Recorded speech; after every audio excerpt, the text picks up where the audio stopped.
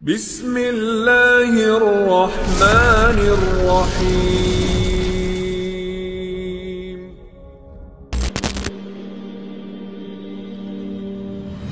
Ma'asyiral muslimin yang dimuliakan Allah Subhanahu wa taala. Nabi sallallahu alaihi wasallam mendapatkan gelar Abul Qasim, diambil dari putra terbesar beliau Qasim ibn Muhammad ibn Abdullah. Anak laki-lakinya banyak, diantaranya Abdullah dan juga Ibrahim. Tetapi Qasim menjadi kunyah Rasul, sampai-sampai Nabi sallallahu alaihi wasallam mengatakan, barang siapa yang berpuasa di hari yang diragukan, 1 atau 2 hari sebelum masuknya Ramadan, kata Nabi sallallahu alaihi wasallam, faqad asa Abul Qasim, maka dia telah bermaksiat kepada Abul Qasim, maksudnya Nabi sallallahu alaihi wasallam. Nabi sallallahu alaihi wasallam terlahir dari keluarga yang suci, mulai dari ayahandanya, kakeknya, buyutnya, sampai kepada Adam. Tidak ada yang berzina. Kata Nabi sallallahu alaihi wasallam, kharajtu min nikahin, aku keluar dari keturunan nenek moyang yang semuanya menikah. Walam akhruj min sifahin min waladi Adam ila an waladani abi wa ummi, dan aku tidak pernah keluar dari sperma yang hina sejak zaman Adam sampai ibu bapakku melahirkan aku. Artinya secara nasab Rasul itu terpelihara. Dan kita tahu bahwa Nabi sallallahu alaihi wasallam adalah orang terbaik dari kabilahnya. Nabi mengatakan, innallaha astafa kinanatan min waladi Ismail, sesungguhnya Allah subhanahu wa ta'ala telah memilih Kinanah, anak terbaik dari turunan Ismail. Wastafa Quraisyan min Kinanah, dan Quraisy adalah turunan terbaik dari kabilah Kinanah. Wastafa min Quraisyin Bani Hashim, dan Bani Hashim adalah turunan terbaik dari kabilah Quraisy. Wastafani min Bani Hashim, dan saya orang terbaik dari kabilah Bani Hashim. Artinya secara nasab, secara kabilah dan keturunan, Rasul itu bukan orang biasa, tapi orang yang terkenal kemuliaannya dari turun-temurun.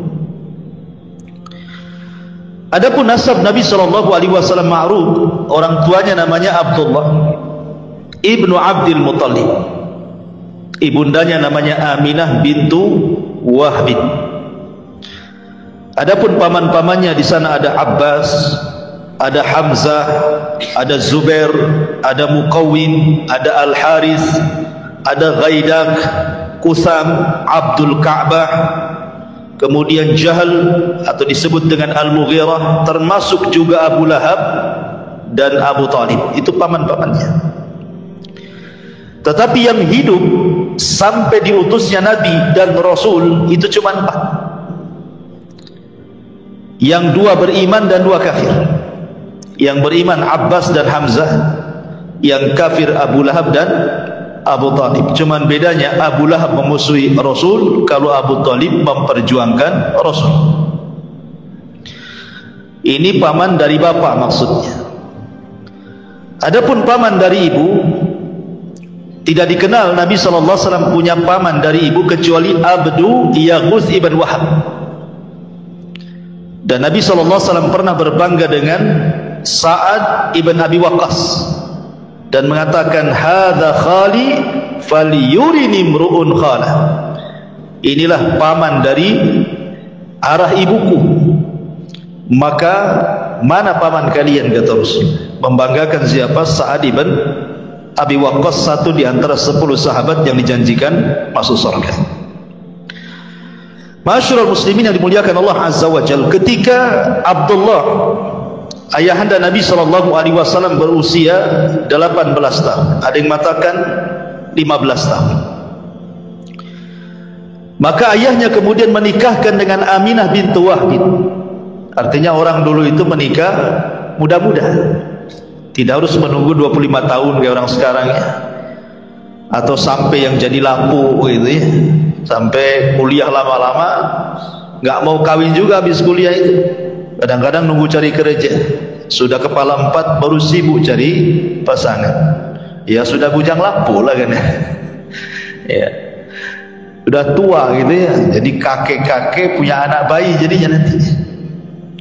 Jadi Abdullah ini menikah dengan Aminah di usia ada yang mengatakan 18 tahun, ada yang mengatakan 15 tahun. Lah kemudian ketika mengandung Rasul kita Muhammad sallallahu alaihi wasallam, dikatakan kepada Aminah, innaka qad hamalti bi sayyidati hadhil ummah. Sesungguhnya engkau telah mengandung seseorang yang akan menjadi pemimpin umat ini. Fa idza waqa'a 'alal ardi faquli u'idzuhu bil wahid min syarri kulli hasid. Nanti kalau melahirkan anakmu, jangan lupa kau mengatakan, aku berlindung kepada zat yang satu dari setiap kejelekan orang-orang yang hasad kepadanya. Dan ketika itu Abdul Muttalib kakeknya bermimpi juga bahwa dia akan punya cucu. Dalam mimpinya disuruh untuk memberi nama Muhammad, dan nama Muhammad itu belum ada sebelumnya, belum ada orang yang namanya Muhammad kala itu.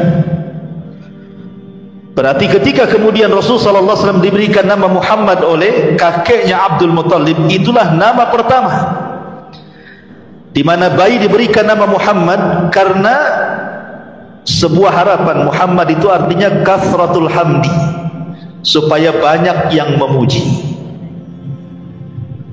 Tetapi subhanallah, hari ini nama Muhammad itu nama terbanyak satu dunia. Tidak ada nama terbanyak di dunia melebihi nama Muhammad. Sadaqallahul azim ketika mengatakan innaka innasha ni'aka huwal abtar. Innasha ni'aka huwal abtar. Justru yang membenci wahai Muhammad seperti Abu Jahal says, justru mereka yang abtar, terputus penyebutannya. Tapi Nabi SAW tidak terputus penyebutannya. Semua orang menyebut-nyebut nama Muhammad. Kalau orang punya anak namanya Muhammad, pasti disebut namanya, Muhammad mau kemana? Ahmad mau kemana? Seorang muadzin dia sebut namanya asyhadu anna Muhammadar Rasulullah.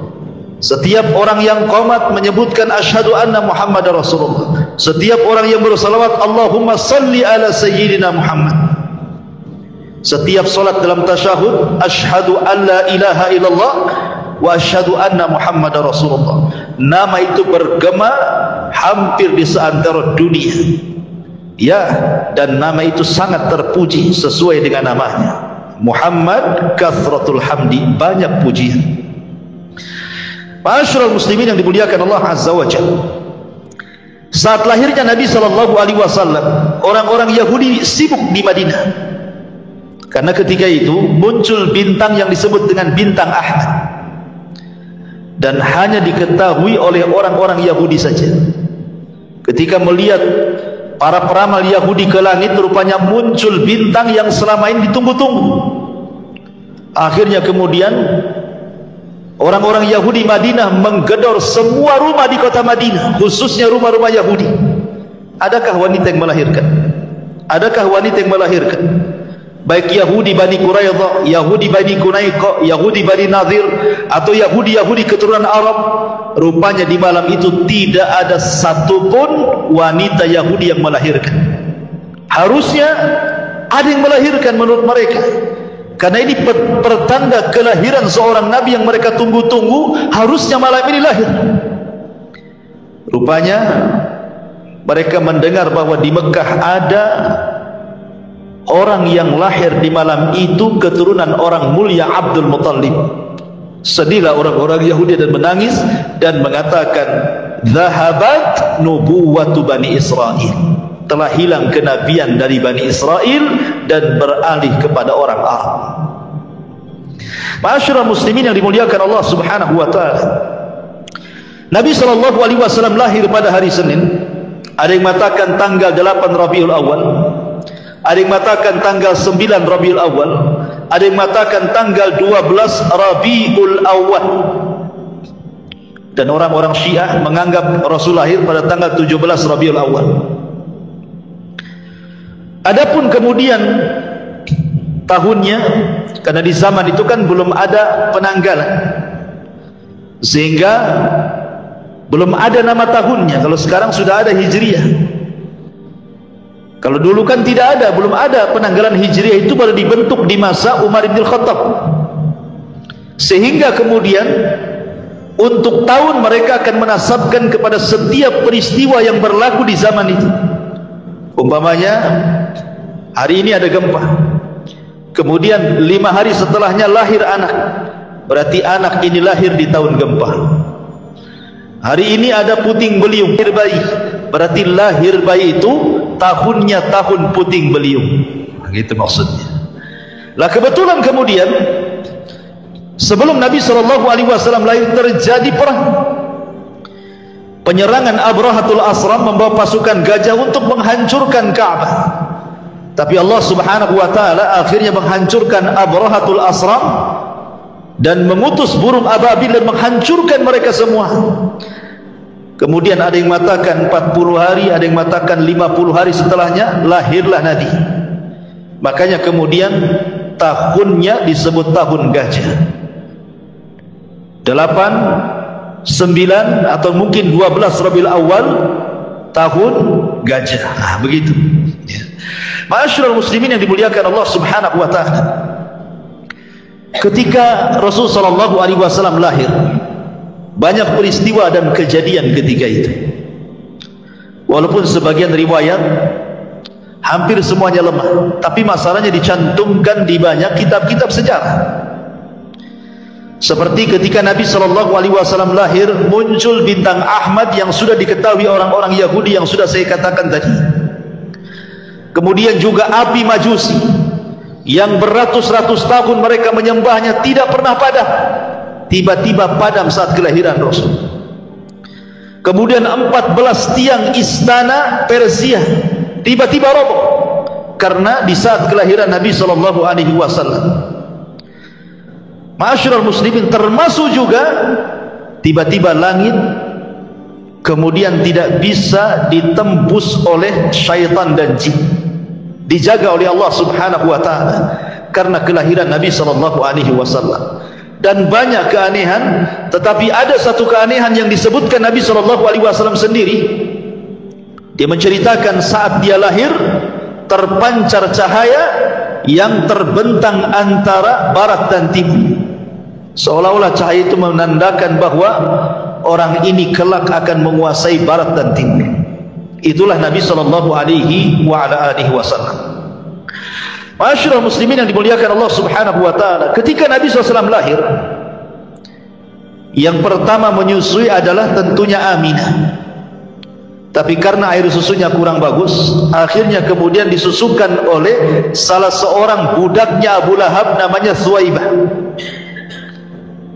Ketika kemudian Thuwaibah menyusukan atau menyusui Nabi SAW menjadi ibu susuannya Nabi, Abu Lahab, Thuwaibah. Lihat, pertama kelahiran Rasul, Abu Lahab itu senang. Saking senangnya dia merdekakan budaknya kan. Saking senangnya Abu Lahab itu dimerdekakan budaknya. Tapi siapa yang sangka belakangan dia orang yang paling pertama musuhi Nabi SAW juga. Pada saat kelahirannya dia orang yang paling bahagia. Saking bahagianya dimerdekakan Thuwaibah karena mau menyusui Nabi SAW. Bahkan ketika Nabi SAW sudah dewasa sekalipun dan menikah dengan Khadijah, kemudian punya anak wanita Ruqayyah dan Ummu Kulthum, keduanya dinikahkan dengan dua putra Abu Lahab. Baru setelah Nabi SAW jadi Nabi, maka Abu Lahab meminta kedua putranya menceraikan dua putri Nabi SAW. Begitulah bencinya Abu Lahab kepada Nabi SAW. Lah kebiasaan bangsa Arab, ikhwan, mereka selalu menitipkan anak-anak mereka di kampung-kampung. Untuk apa? Pertama, menjaga bahasa, karena di kota itu bahasanya sudah aneh-aneh ya. Jadi kepastian bahasa Arabnya kurang kalau di kota.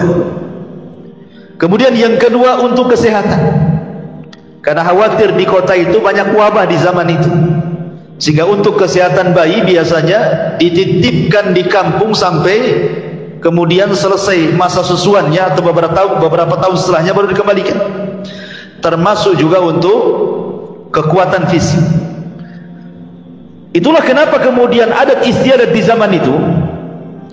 Jadi kalau seandainya seseorang melahirkan, maka akan dititipkan kepada badui supaya dirawat di badui beberapa tahun setelahnya. Nah, saat kelahiran Nabi SAW begitu juga, sama banyak wanita-wanita dari Arab Badui, khususnya dari Bani Sa'diyah, yang ketika itu memang terkenal wanita-wanitanya pandai mendidik ya. Dan juga kebetulan memang terjadi paceklik hebat di Bani Sa'diyah itu, sehingga orang kesulitan. Akhirnya para wanita-wanita yang punya anak, karena kalau tidak punya anak kan tidak keluar dari susunya, maka mereka kemudian datang ke kota untuk menawarkan diri siap menyusui anak-anak kota dengan imbalan sekian dan sekian. Subhanallah, setiap ada wanita yang melihat bayi Nabi SAW, tidak ada yang mau, lewat gitu saja. Kenapa alasannya?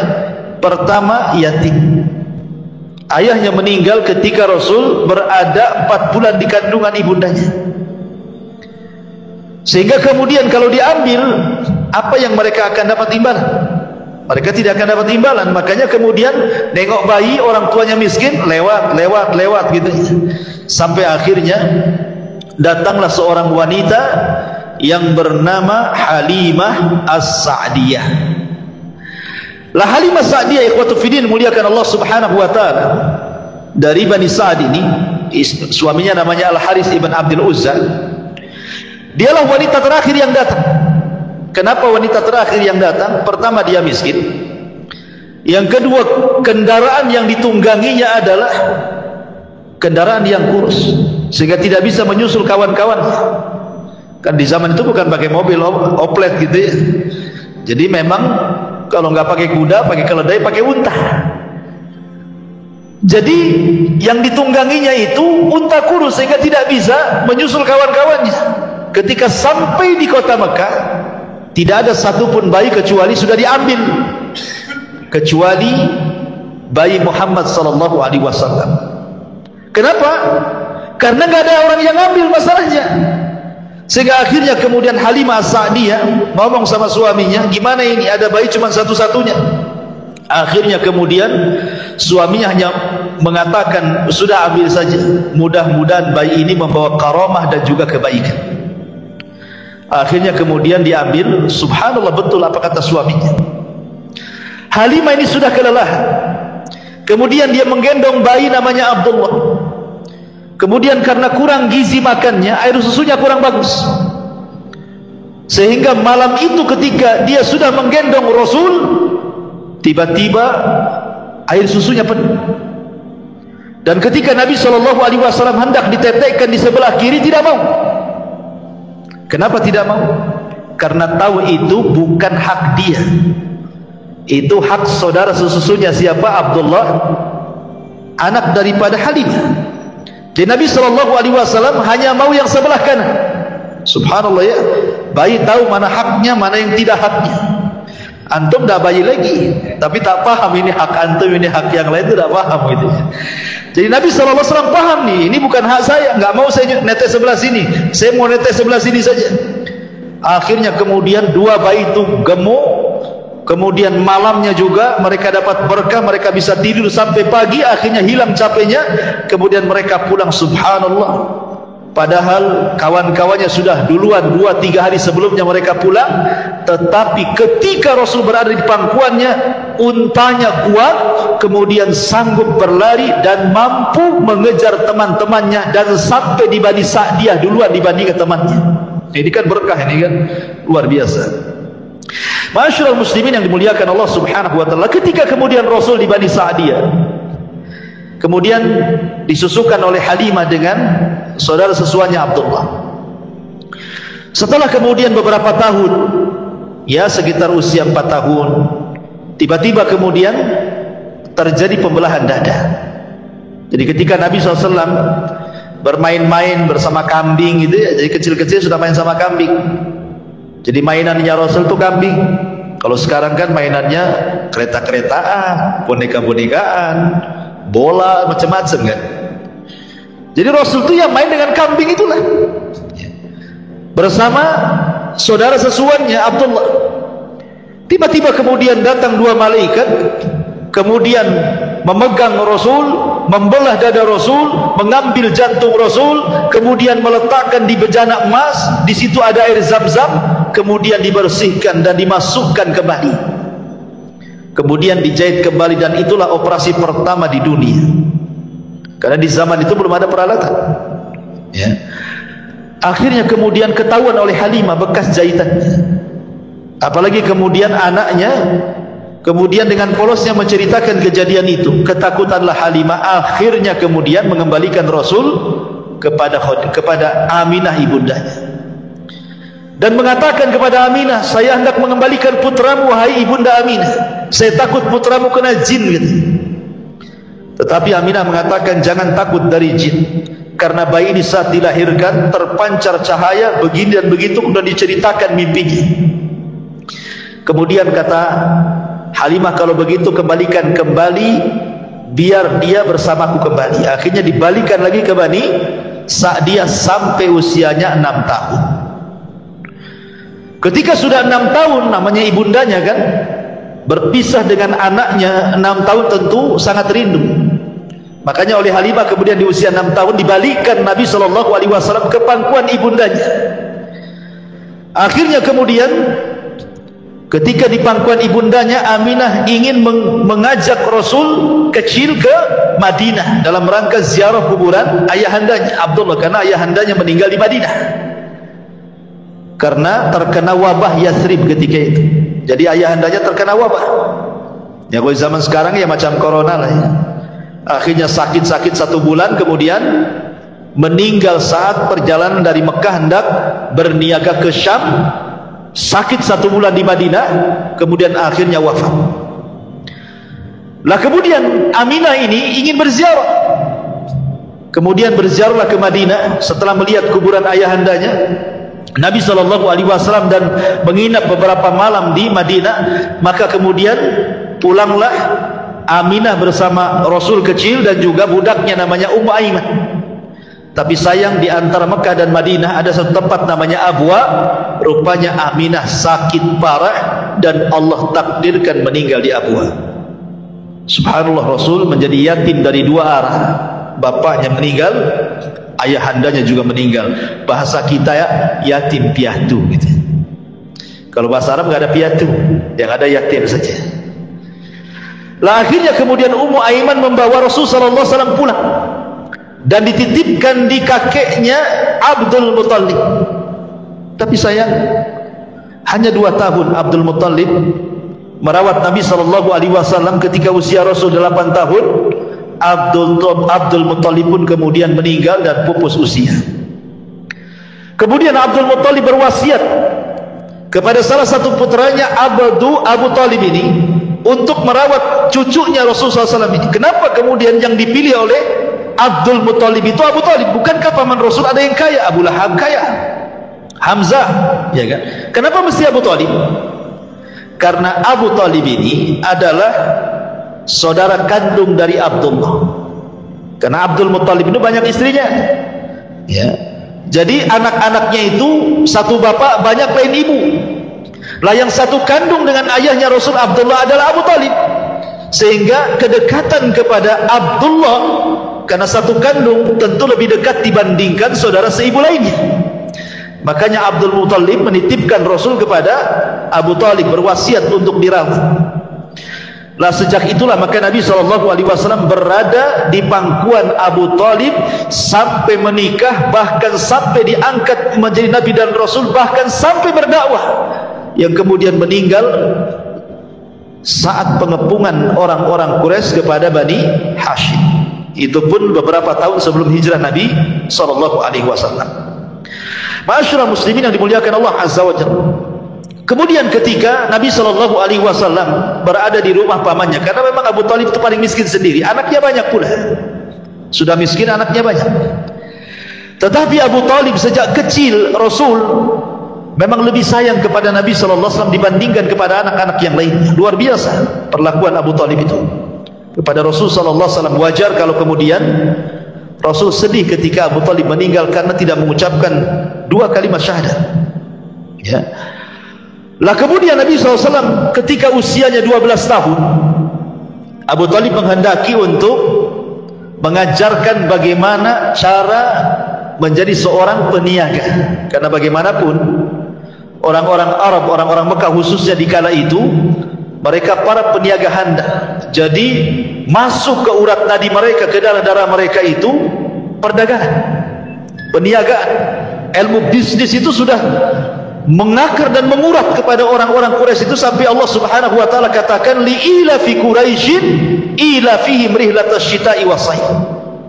Jadi kebiasaan orang-orang Quraisy itu mereka suka mengadakan rihlah, safar untuk berniaga ke Yaman dan ke Syam.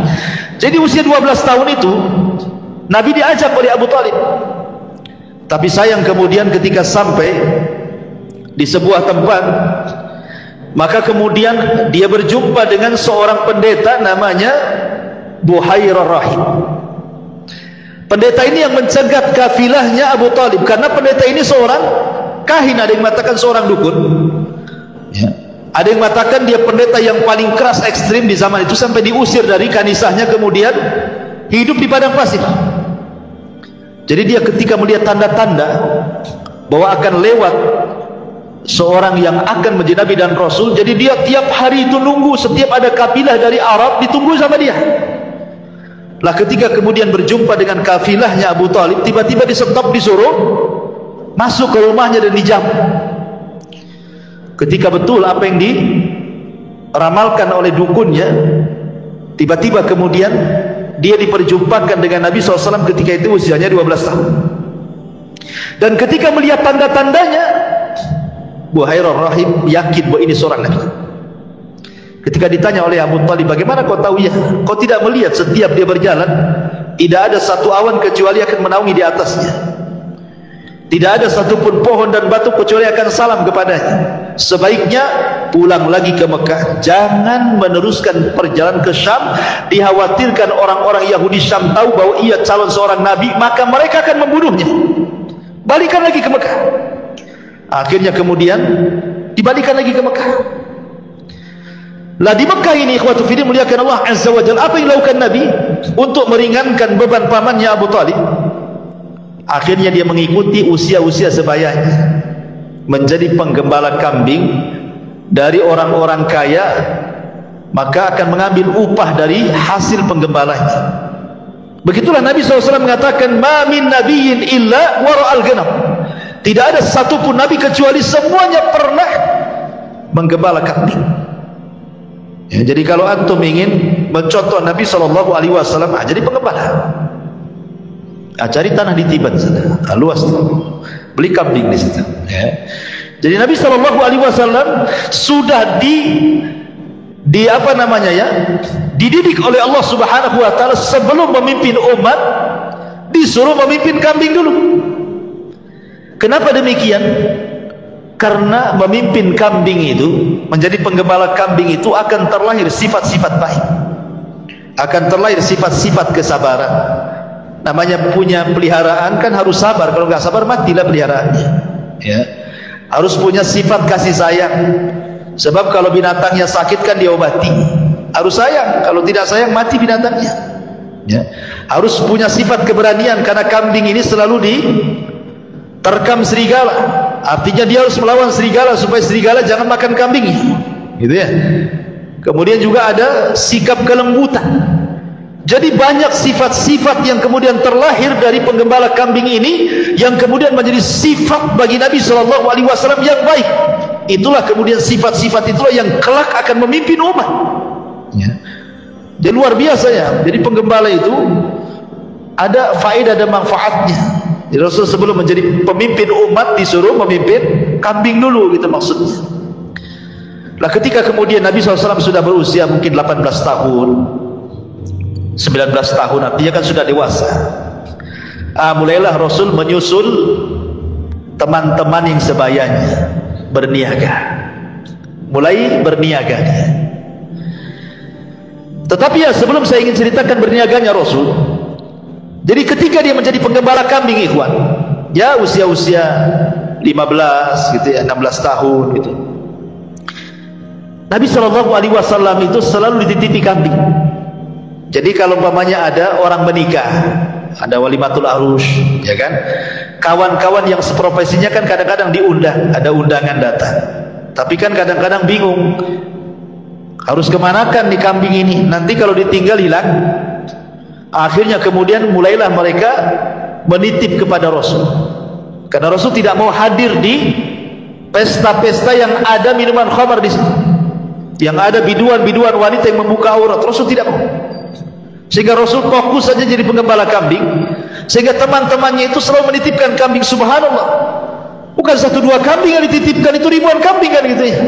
Akan tetapi apapun yang dititipkan kepada Rasul tidak ada yang hilang, tidak ada yang sakit, justru kambingnya makin gemuk, sehingga kemudian teman-temannya menjuluki Rasul sebagai Shadiqul Amin.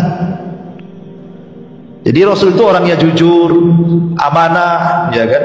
Itu sejak menjadi penggembala itu kawan-kawannya selalu memuji Rasul, sehingga akhirnya kemudian tersebarlah sifat ini kepada teman-teman yang lainnya yang bukan sebagai penggembala kambing.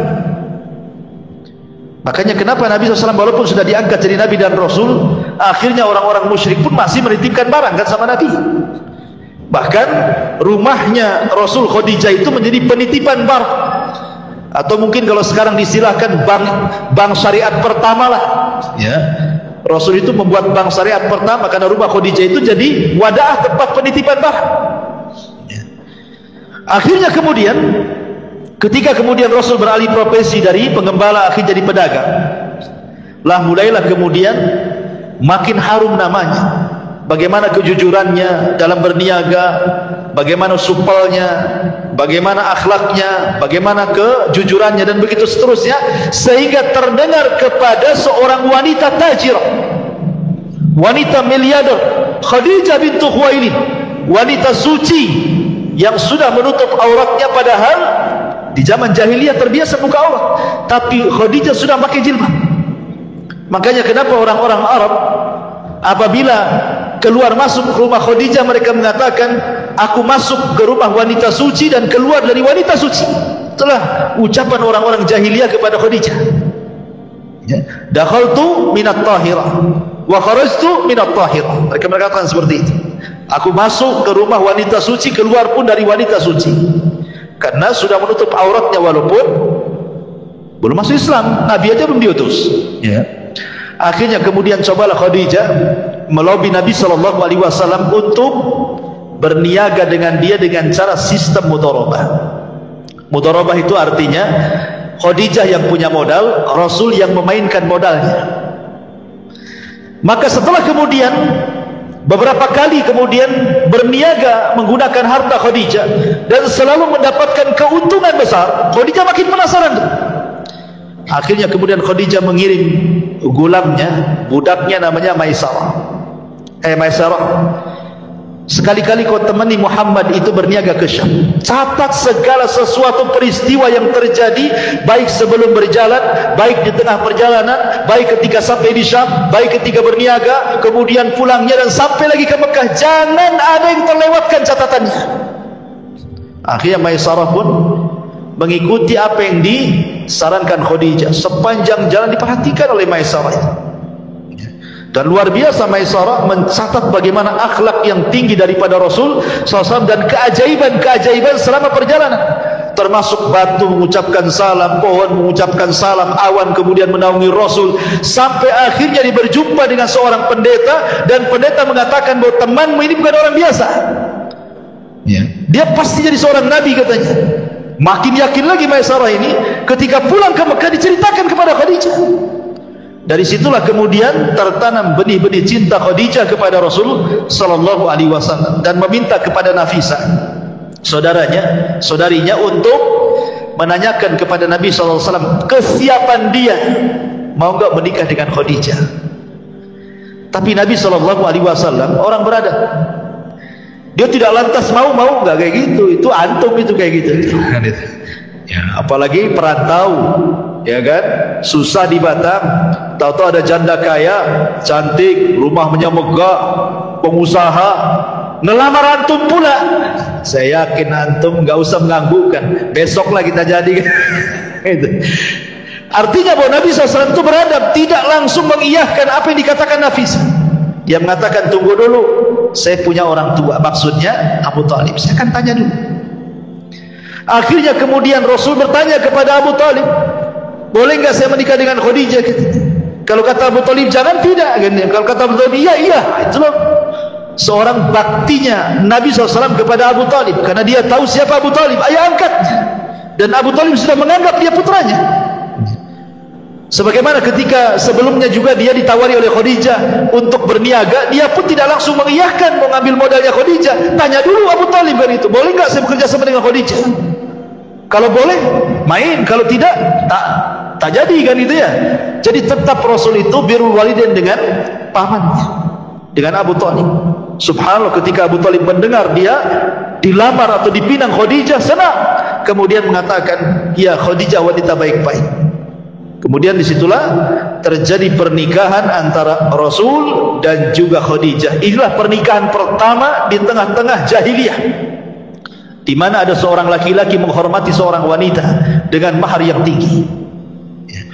Nabi SAW memberikan mahar yang terbaik kepada Khadijah. Tidak seperti antum, ya, paling apa? Seperangkat alat sholat, itu pun sajadahnya saja. Mukenanya tidak sampai, sajadahnya saja. Jadi intinya bahwa Nabi SAW ingin memperlihatkan bagaimana cara memuliakan seorang wanita. Maka menikahlah akhirnya Rasulullah SAW dengan Khadijah, dan Khadijah kemudian setelah menikah memberikan seluruh kekayaannya kepada Rasulullah. Ini rumah milikmu, ini harta milikmu, ini modal milikmu. Sudah, saya jadi ibu rumah tangga saja. Coba seandainya antum menikah dengan janda kaya, ya, ada nggak seorang janda mengatakan ini mobil untuk, ini rumah untuk, kebun untukmu, rekening untukmu? Nggak ada. Yang ada, yuk kita ke notaris yuk, katanya. Ini punya saya, ini punya kamu, kan gitu kan. Tapi Nabi SAW, kenapa kok Khadijah sampai habis-habisan memberikan kekayaan kepada Rasul? Karena tahu siapa Nabi. Walaupun belum tahu dia akan jadi Nabi, tetapi Khadijah tahu akhlaknya kan. Akhirnya kemudian betul-betul Nabi SAW mengelola harta Khadijah sebaik mungkin sehingga bertambah. Disinilah Rasul berjumpa dengan para peniaga besar, berjumpa dengan Abu Bakar peniaga emas gitu ya, berjumpa dengan Utsman bin Affan, Abdurrahman bin Auf, dan para peniaga Arab. Di sini kenalannya ketika menjadi peniaga besar, tujar akbar itu. Lah dari kemudian pernikahan Rasul dengan Khadijah lahirlah Qasim, tapi sayang masih bayi sudah meninggal. Abdullah juga lahir bayi meninggal juga. Ketika melihat Rasul sedih punya anak, karena di zaman itu anak laki-laki itu anak emas masalahnya. Anak perempuan itu tidak dipandang oleh orang-orang jahiliyah. Bahkan saking jahatnya orang-orang jahiliyah kepada anak perempuan itu dikubur hidup-hidup masalahnya. Dan itu difirmankan dalam Al-Quran, wa idza busyira ahadukum bil untha dhalla wajhuhu muswadda wa huwa kadhib. Apabila dihabar gembirakan kepada mereka akan kelahiran anak perempuan, marah mereka, ya, dan mereka akan menyembunyikan anak itu. Sebagian mereka dikuburkan hidup-hidup karena aib bagi mereka. Sehingga anak laki-laki itu berharga. Jadi wajar kemudian Nabi SAW sedih ketika kematian Ibrahim dan juga Qasim dan juga Abdullah. Kalau Qasim lahir sebelum diangkat jadi Nabi, kalau Abdullah saat belum diangkat jadi Nabi, itu lahirlah Abdullah. Maka dikasih nama Abdullah. Namanya nama bagus gitu ya. Lah akhirnya Khadijah melihat kesepian Rasul. Khadijah kebetulan punya budak namanya Zaid, ya. Maka akhirnya kemudian Zaid inilah dihadiahkan kepada Rasul sebagai anak angkatnya. untuk melipur lara gitu ya. Ya kan kadang kalau kita punya anak angkat dari bayi kan sudah terasa anak sendiri gitu kan.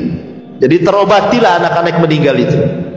Akhirnya Zaid pun sempat kemudian dinasabkan kepada Rasul, saking cintanya dengan Zaid sampai Rasul pernah mengatakan di hadapan orang-orang Quraisy, "Hadza Zaid ibn Muhammad." Anak ini namanya Zaid bin Muhammad. Tapi Allah turunkan ayat tidak boleh menasabkan anak angkat kepada bapak angkatnya. Allah mengatakan di awal-awal surat Al-Ahzab, "Ma ja'alallahu ad'iyaakum abna'akum ud'uuhum li'abaihim wa aqsatu indallah." Tidak boleh anak angkat dinasabkan kepada angkat, tetapi berikanlah nasabnya kepada bapak asli, itu lebih adil. Akhirnya sama Rasul dibalikkan dari Zaid ibn Muhammad menjadi Zaid ibnul Harithah.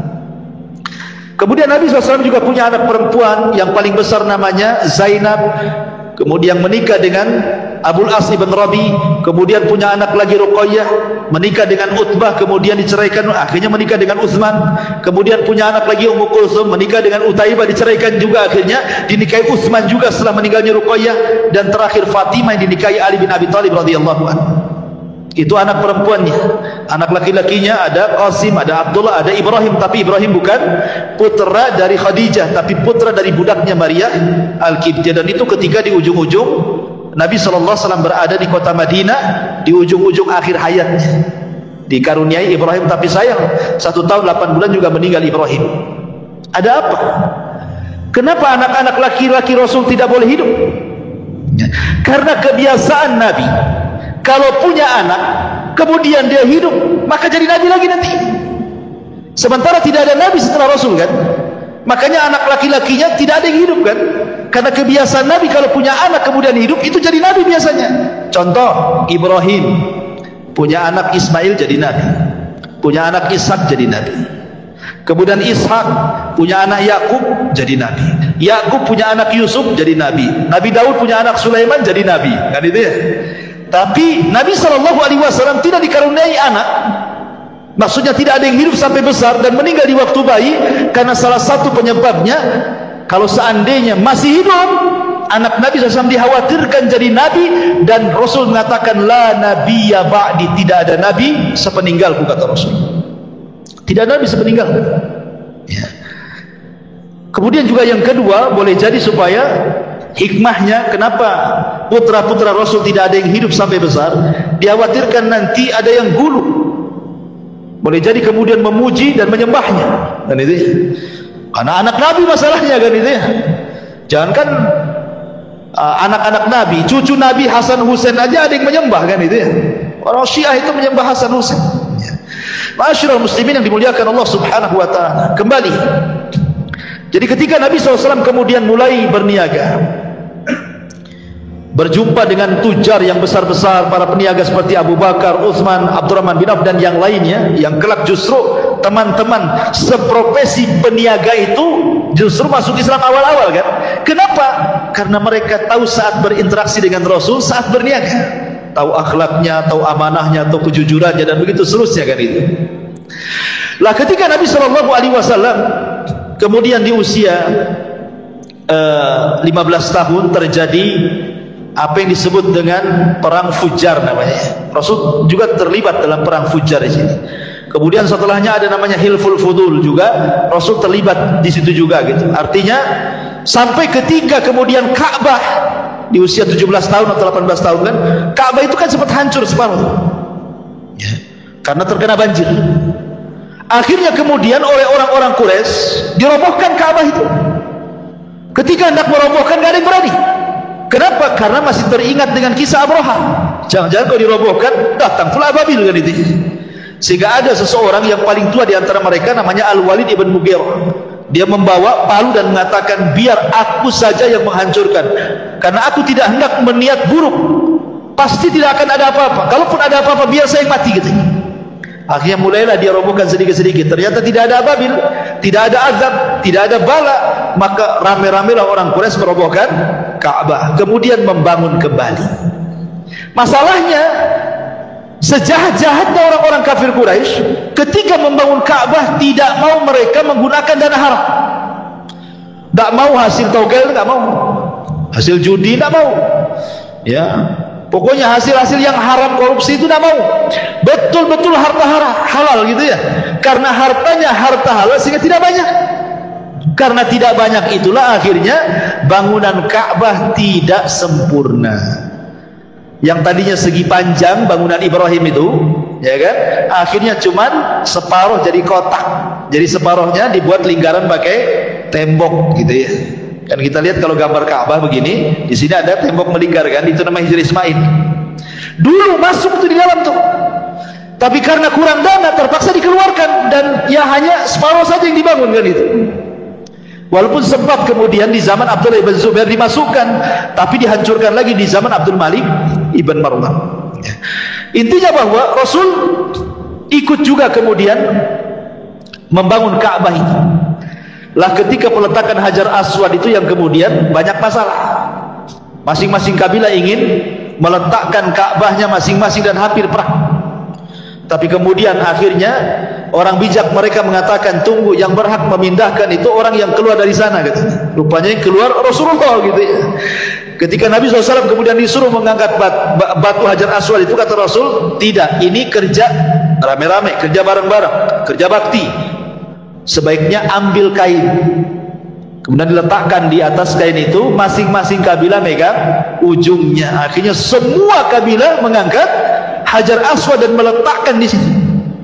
Lihat bagaimana Rasul bisa menyatukan umat saat itu padahal belum diangkat jadi Nabi dan Rasul. Singkat cerita, akhirnya Nabi SAW kemudian setelah menikah dengan Khadijah, kemudian punya anak laki-laki dan perempuan. Kemudian Nabi SAW betul-betul di puncak popularitas, di puncak karir, kekayaannya makin melimpah gitu ya, persahabatannya makin luas. Karena juga bagaimanapun namanya seorang peniaga itu akan lebih banyak relasi dibandingkan bisnis yang lain, karena dia kan kesana kemari gitu ya. Lain dengan orang PT, ya sesama PT aja dikenal, ya kan. Orang kantor ya sesama kantor aja. Kalau peniaga walaupun jual es cincau kemana-mana kenal orang semua. Kenal, masuk gang sana gang sini semua dimasuki dia. Jadi pedagang itu lebih luas ya jangkauannya gitu ya. Lah ketika di usia Nabi SAW ke 37 tahun itu, di puncak karir beliau, betul-betul sudah kaya raya. Apalah yang dikehendaki Nabi coba? Istri cantik, soleha, kaya, taat, anak banyak, kekayaan melimpah, orang-orang memuji dia Shadiqul Amin. Apa yang dicari manusia, ini yang dicari kita ya. Kalau antum jadi orang kaya, semua orang muji antum ya. Antum punya istri cantik, anak-anak banyak, bisnis lancar, apalagi yang antum cari? Paling antum cari kawin lagi. Kalau laki-laki kan itu, apalagi antum cari kalau gak kawin lagi. Akhirnya kemudian Nabi SAW sudah mulai bosan dia melihat kondisi orang-orang Quraisy ini kok makin rusak, setiap hari makin rusak. Minum khamr di mana-mana, main perempuan di mana-mana, akidahnya penyembah berhala, begitu seterusnya, pokoknya rusak serusak-rusaknya. Jadi Nabi SAW mulai berpikir, mulailah dia tahannut, mulailah dia menyendiri, menyingkir dari manusia. Kadang-kadang ke Muzdalifah, kadang-kadang ke Mina, ya, kadang-kadang ke tempat-tempat, pokoknya jauh dari manusia, ingin tafakur. Sampai pada waktunya 6 bulan sebelum diangkat jadi Nabi dan Rasul, tiba-tiba Rasul selalu bermimpi. Mimpinya itu aneh, karena malamnya mimpi, nanti beberapa hari jadi kenyataan, nanti mimpi lagi beberapa hari jadi kenyataan. Jadi tidaklah Rasul mimpi kecuali jadi kenyataan mimpinya. Akhirnya kemudian ketika tepat di usianya 40 tahun, Nabi SAW kemudian naik ke atas ketinggian, di mana Mekah itu di bawahnya. Disitulah ada gua yang disebut dengan Gua Hira. Dari gua itu Rasul melihat Mekah itu di bawahnya, seolah-olah gua itu memiliki makna hissi dan juga makna maknawi. Makna hissi artinya Nabi SAW secara fisik naik ke atas dan dia akan dilebihkan dari semua manusia yang ada di bawahnya. Dan makna maknawi artinya dakwah dia akan meliputi semua yang ada di bawahnya ya.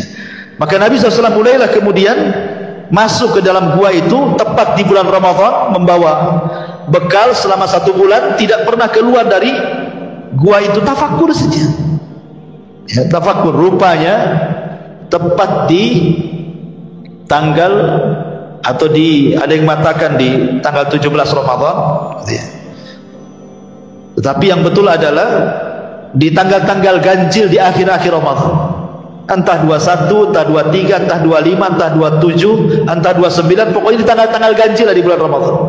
Tepat di waktu subuh datang Jibril, dan sebenarnya kedatangan Jibril sudah dimimpikan Nabi, makanya Nabi tidak kaget gitu ya. Datang Jibril dalam bentuk manusia yang ganteng, yang rapi, yang bersih, yang harum. Tiba-tiba datang, kemudian salaman, kemudian memeluk Nabi. Kemudian kata Jibril, "Iqra ya Muhammad." Baca wahai Muhammad. Nabi SAW memahami Iqra itu artinya membaca tulisan, sementara Rasul tidak bisa menulis, tidak bisa membaca. Makanya Rasul dengan tegas, "Ma'ana biqari," aku tidak bisa baca. Kata Jibril, "Iqra," baca. Kata Rasul, "Ma'ana biqari," aku nggak bisa baca. Sampai 3 kali.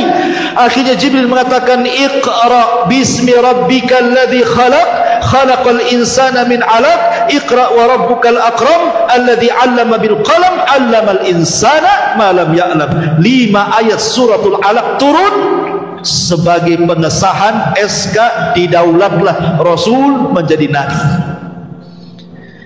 Dengan turun 5 ayat surah Al-Alaq berarti resmi dia jadi nabi. Kemudian Nabi SAW setelah itu, setelah peristiwa itu, tidak pernah berjumpa dengan Jibril lagi, nggak pernah berjumpa. Dia bolak-balik ke gua, nggak ketemu lagi. Dia bolak-balik ke gua selama 6 bulan, terus setiap bulan dia balik lagi, nggak ketemu lagi dengan orang itu.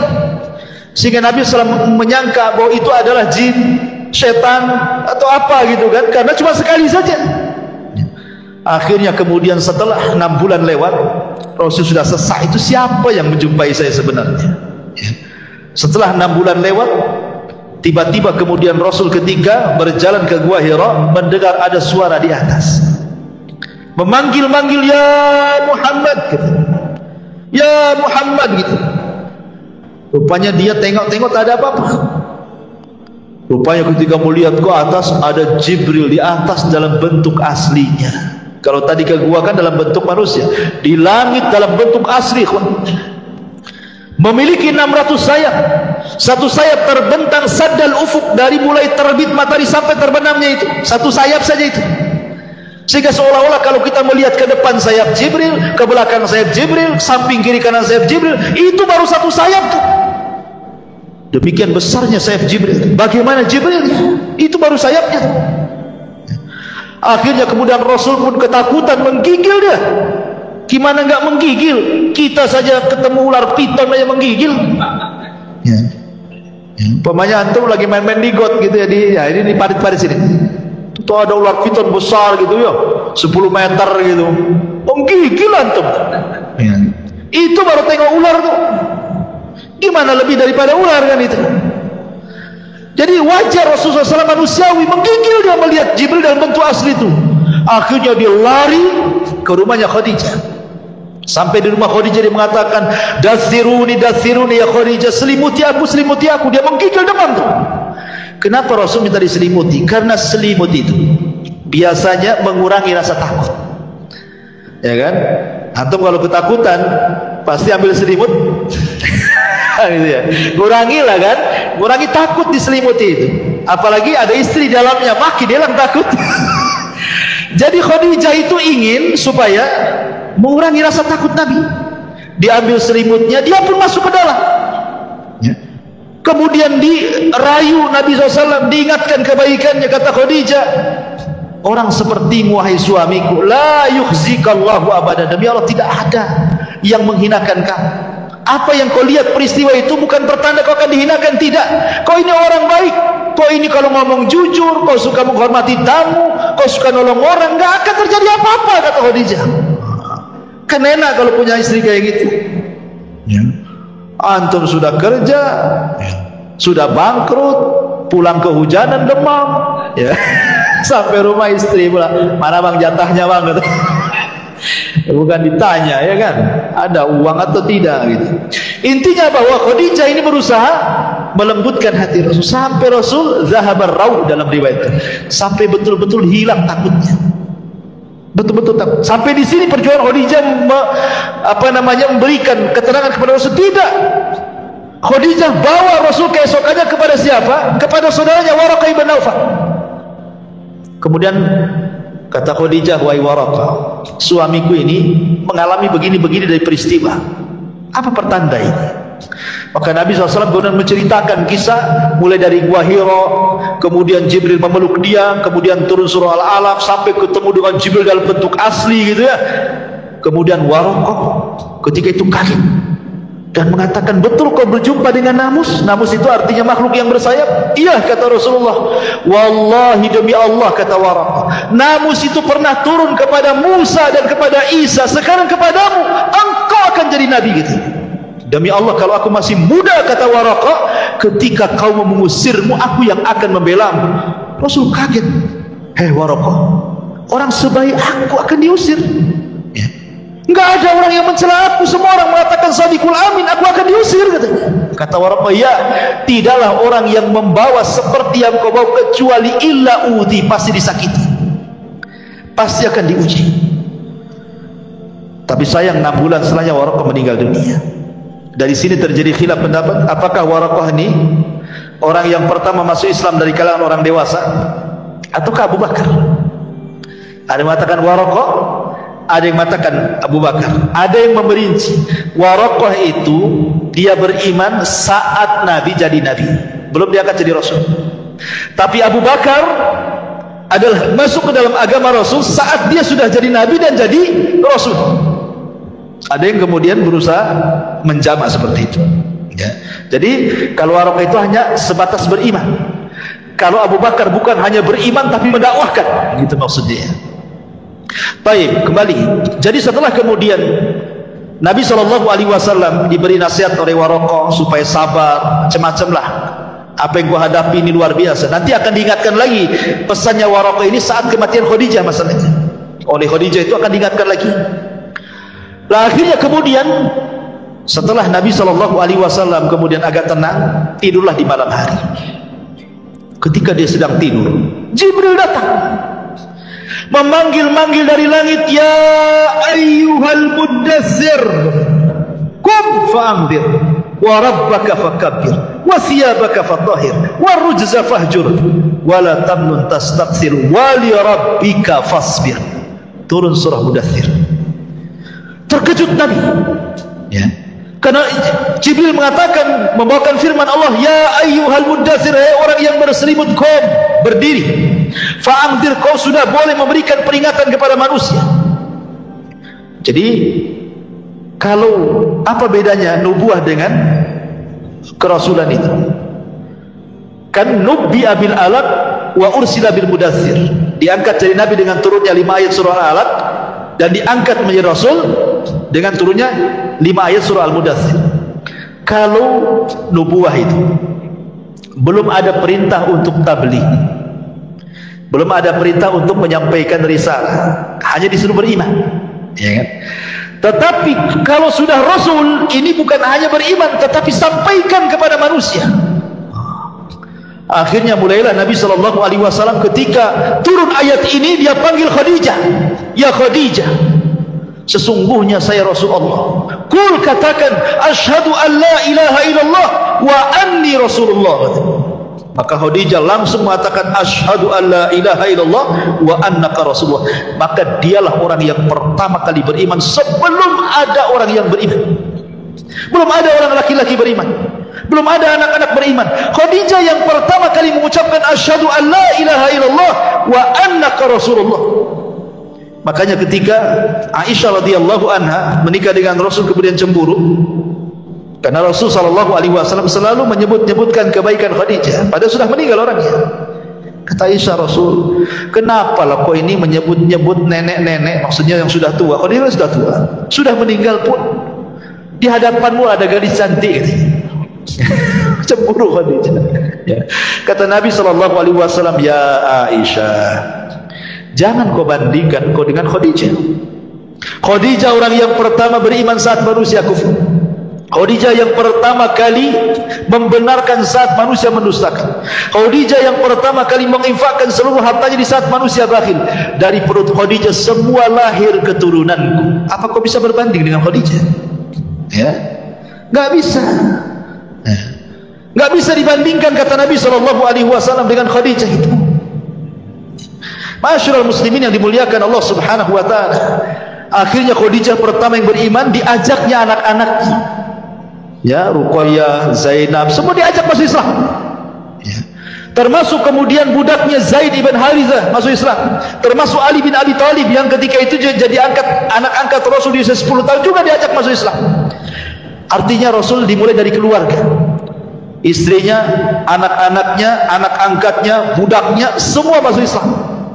Baru kemudian keluar, berjumpa dengan Abu Bakar, akhirnya masuk Islam. Abu Bakar kemudian ngajak Utsman masuk Islam, ngajak Tolha masuk Islam, Abdurrahman bin Auf masuk Islam, Abu Ubaidah bin Jarrah masuk Islam. Akhirnya 10 sahabat yang dijanjikan masuk surga rata-rata Islam di tangan Abu Bakar.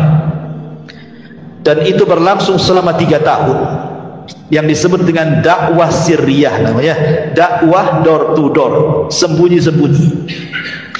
Setelah kemudian 3 tahun lewat, maka Nabi SAW diperintah untuk menjaharkan dakwah. Turun ayat, wa anzir ashiratakal aqrabin. Hai Muhammad, peringatkan orang-orang luar dari kerabatmu. Maka Nabi SAW kemudian keesokan harinya bangkit di Bukit Safa. Dia panggil-panggil kerabatnya, hei Bani Hashim, kemari. Semua dipanggil. Kemudian Nabi SAW mengajak mereka ke dalam tauhid. Awalnya Rasul tidak langsung menyampaikan tauhid, tetapi Rasul ingin meyakinkan bahwa dia masih didengar.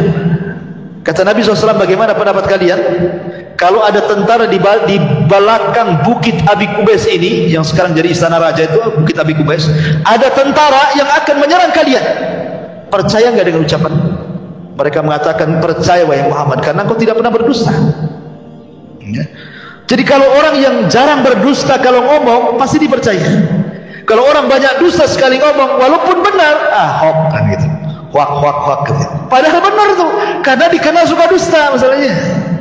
Artinya bahwa kalau orang suka jujur, maka ditulis di hadapan Allah dan distempel dahinya, engkau ini penjujur, manusia pun percaya dengan dia. Tapi kalau orang dusta itu susah dipercaya. Ya, nitip dompet mau wudu saja nggak percaya sama dia. Saya bawa aja gitu. Masyarul muslimin yang dimuliakan Allah Azza wa Jalla. Akhirnya kemudian Nabi SAW mulai mendakwahi kerabatnya. Saat Rasul menyampaikan tauhid, mengajak manusia di tengah-tengah kerabatnya, rupanya di tengah-tengah kerabatnya muncul pamannya Abu Lahab. Maki-maki Rasul, marah-marah mengatakan, ya Muhammad, alihada jamatan, Muhammad, untuk ini kau kumpulkan kami? Saya kira untuk apa? Tabban laka sairul yaum, celaka kau dari mulai awal sampai akhir gitu. Celaka kau. Dicaci maki Rasul di hadapan orang. Rasul ini dia berakhlak, ini pamannya, ya. Jangankan kepada pamannya, kepada orang lain pun Rasul tidak akan menjawab cacian dengan cacian, makian dengan makian. Rasul diam sajalah dicaci maki. Dan itu akhlak Nabi. Ya, kalau kita kan tidak bisa, dia caci kita maki balik. Gitu ya. Nah, Rasul diam saja, caci maki pamannya di hadapan orang lagi, ikhwan. Kan memalukan itu. Tapi Rasul diam. Tapi Allah diam? Tidak. Allah tidak diam. Man 'ada li waliyan faqad adzantuhu bil harb. Siapa yang memusuhi waliku, maka dia telah memandangkan perang bersamaku, kata Allah. Tidak bisa. Allah kemudian mengutus Jibril. Jibril, sampaikan kepada Rasul. Akhirnya Allah menitipkan wahyu kepada Jibril. Kemudian Jibril datang kepada Rasul. Rasul masih sedang berdiri Bukit Safa. Orang-orang Arab masih ada di situ. Kerabat-kerabatnya. Tiba-tiba Jibril memasukkan ke dalam hati Rasul suratul Lahab, suruh dibaca di depan manusia. Maka Rasul mengatakan, a'udzu billahi minasyaitonir rajim, bismillahirrahmanirrahim, tabbat yada abi lahab wa tab. Celaka kedua tangan Abi Lahab, wa tab, dan celaka. Ma aghna anhu maluhu wa ma kasab. Harta dan anaknya percuma, tidak bermanfaat di hadapan Allah. sayasla naran dzata lahab, dia akan masuk ke neraka yang menyala-nyala. Wa imra'atuhu, istrinya juga sama, Ummu Jamil Arwa bintu Harb itu, hammalatal hatab, bawa kayu bakar ke sana kemari. Fi jidha hablum min masad, nanti di akhirat kalung yang dijual untuk musuh Nabi akan diganti dengan kalung sabut kelapa dan akan menyala di lehernya. Orang Arab itu, mereka tidak pernah mendengar Quran, baru kali itulah mereka mendengarkan Quran, sehingga mereka menyangka itu syair, dan mereka terbiasa menghafal syair. Ketika Rasul menyebutkan tabbat yada abil, karena ini pendek, terekamlah di otak-otak orang-orang yang hadir di situ. Disangkanya Rasul sedang bersyair. Pulanglah setelah kejadian itu, mereka pun membaca di rumah ini tabbat yada, di situ tabbat yada, di pasar tabbat yada. Apa enggak stres Abu Lahab itu? Stres Abu Lahab itu bahkan, karena semua baca tabbat yada disangka syair. Ya, di mana-mana baca tabbat yada. Subhanallah. Dan Allah Subhanahu wa taala Maha Adil. Karena Abu Lahab yang pertama kali memuji Rasul sebelum ada Abu Jahal dan yang lainnya, Allah letakkan surah Tabbat itu di surat yang paling pendek dalam juz amma. Allah tidak sisipkan di Al-Baqarah, di Al-Imran, nanti jarang orang baca. Ya. Tapi Allah letakkan di surat yang paling pendek di juz amma, sehingga orang semua hafal, anak kecil hafal, antum hafal. Ya. Bahkan imam itu tabas terus tuh kalau baca. Seolah-olah Abu Lahab ini dikutuk sampai kiamat tuh sama imam-imam tuh. Coba bayangkan ya, al-jaza min jinsil amal nih kan, balasan itu sesuai dengan amalannya. Akhirnya kemudian Arwa bintu Harbin atau Ummu Jamil kunyahnya mendengar suaminya diejek dengan turunnya surah Alam. Dia kan gak hadir di majelis itu, marah dia sama Rasulullah SAW. Dibawanya batu, dicarinya Nabi SAW. Rupanya Rasul sedang duduk bersama Abu Bakar bersender di kiswah Ka'bah. Dari kejauhan kata Abu Bakar, Rasul, ada istrinya Abu Lahab. Ingat, Arwa bintu Harbin bukan orang biasa. Arwa bintu Harbin ini saudarinya Abi Sufyan. Abi Sufyan ini sekelas Abu Jahal, pemimpin Quraisy. Bahkan dia yang memimpin orang-orang Quraisy di perang Uhud sehingga kaum muslimin kalah. Jadi Arwa bintu Harbin ini saudari daripada Abi Sufyan bintu Harbin. Ya, karena Abu Lahab itu orang kaya. Dari paman Rasul yang paling kaya itu Abu Lahab. Kemudian ganteng, maka disebut Lahab. Kenapa Abu Lahab disebut Abu Lahab? Karena gantengnya. Orang Arab menyebutnya Abu Lahab. Lahab itu artinya cahaya yang keluar dari api, saking gantengnya. Ya. Jadinya Abu Lahab itu juga dapat istri, bukan orang sembarang kan, bukan wanita kaleng-kaleng kan gitu ya. Tentu wanita pejabat juga ya kan, menikah. Jadi Abu Bakar dikejar, ngapain tuh Arwa bintu Harbin mau kesini wahai Rasul? Biarin aja, biarin. Engkau akan lihat sendiri. Ketika sudah sampai di hadapan Rasul, Allah butakan matanya. Nabi di depannya enggak kelihatan. Kata Arwa bintu Harbin, ya Abu Bakrin, aina sahib? Mana kawan? Abu Bakar lirik-lirik Rasul. Rasul yang ngasih tanda saja. Ya. Kok bisa lihat depannya, kok enggak nampak dia? Ya.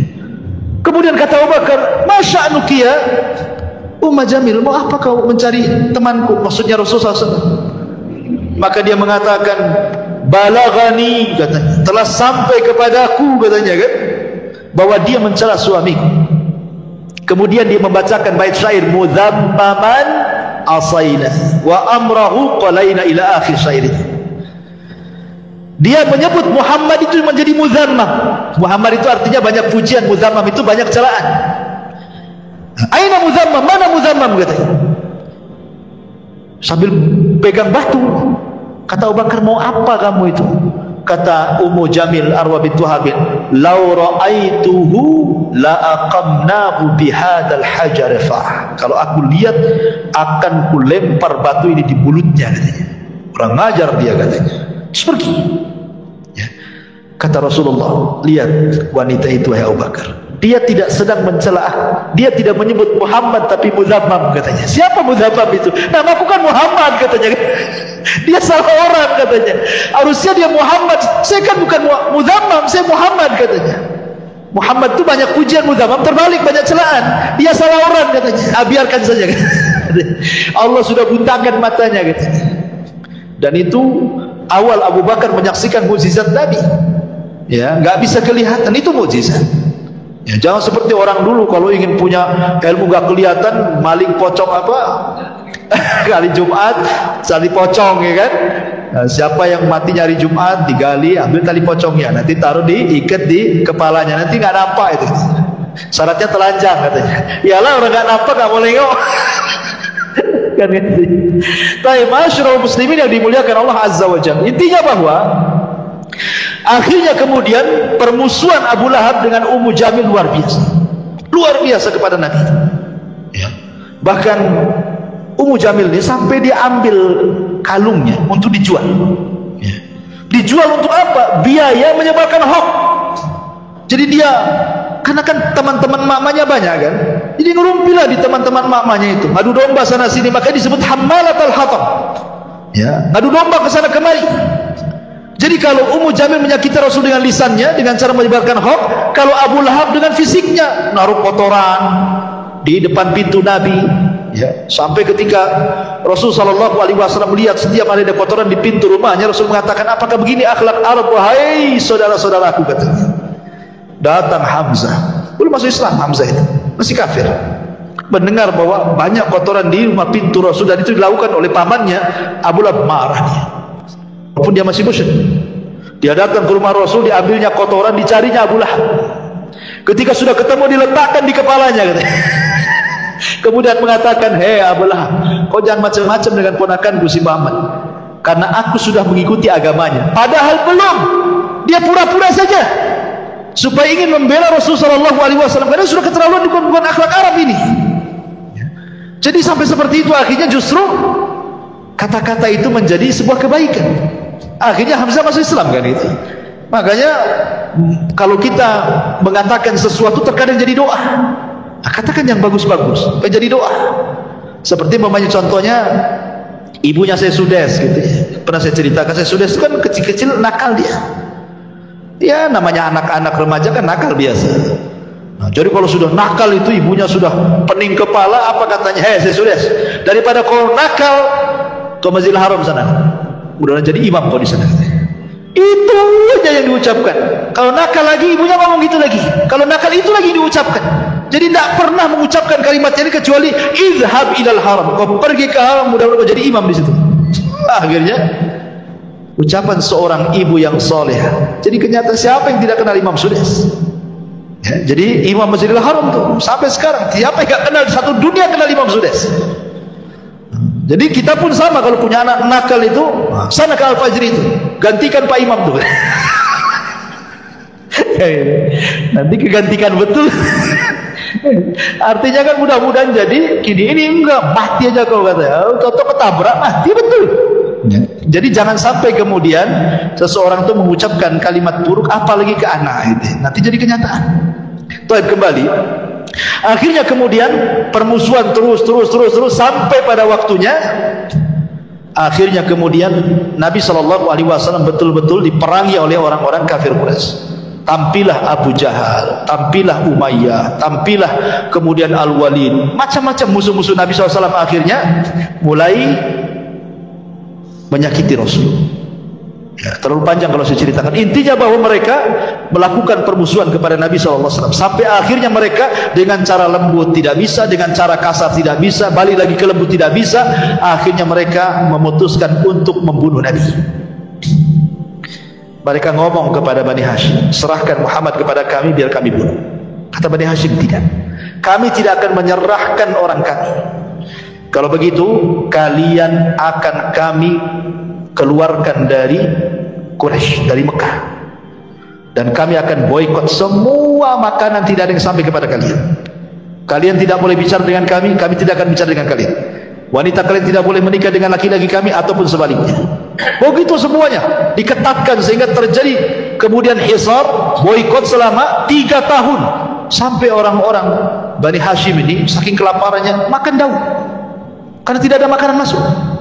Dari situlah kemudian harta Khadijah habis, harta Nabi habis, karena untuk memberi makan Bani Hashim yang ketiga terjadi pemboikotan 3 tahun lamanya. Sampai akhirnya kemudian setelah berakhir pemboikotan itu, setelah itulah kemudian terjadi apa yang disebut dengan Amul Hazni tahun kesedihan. Kenapa? Karena beberapa bulan setelah pemboikotan ini Abu Thalib meninggal. Subhanallah, setelah beberapa bulan setelah meninggalnya Abu Thalib, meninggal pula Khadijah, istri Nabi SAW.